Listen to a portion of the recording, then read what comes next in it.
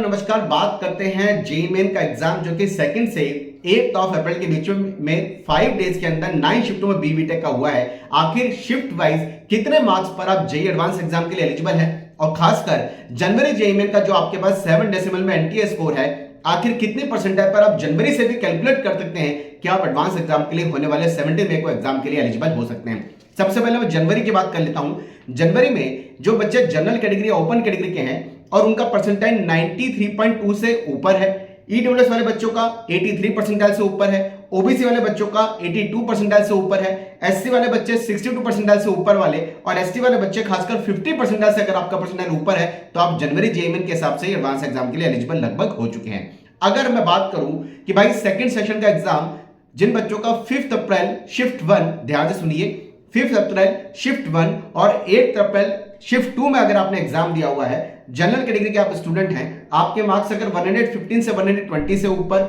OBC वाले बच्चे 75 से 80 मार्क्स, ईडब्ल्यूएस वाले बच्चे 80 से 85 मार्क्स, एससी वाले बच्चे 45 से 50 मार्क्स, एसटी वाले बच्चे 35 से 40 मार्क्स के आसपास अगर आपके आ रहे हैं और आपने 5 अप्रैल की शिफ्ट 1 और 8 अप्रैल की शिफ्ट 2 में एग्जाम दिया है तो आप एडवांस एग्जाम के लिए एलिजिबल हो सकते हैं। खासकर वो बच्चे जिन्होंने 2 अप्रैल की शिफ्ट 1, 4 अप्रैल की शिफ्ट 1 शिफ्ट 2, 5 अप्रैल की शिफ्ट 2, 6 अप्रैल की शिफ्ट 1 और शिफ्ट 2 में एग्जाम दिया हुआ है। फिर रिपीट करूंगा, 2 अप्रैल की शिफ्ट 1, 4 अप्रैल की शिफ्ट 1 शिफ्ट 2, 5 अप्रैल की शिफ्ट 2, 6 अप्रैल की शिफ्ट 1 और शिफ्ट 2 में एग्जाम दिया हुआ है। आपकी कैटेगरी ओपन है तो आपके अगर 112 से 116 मार्क्स, ओबीसी में अगर आपकी कैटेगरी है 70 से 75 मार्क्स, ईडब्ल्यूएस में कैटेगरी है 75 से 80 मार्क्स, एससी में कैटेगरी है 40 से 45 और एसटी अगर आपकी कैटेगरी आपके 30 से 35 मार्क्स आ रहे हैं तो आप एडवांस एग्जाम के लिए एलिजिबल हो सकते हैं।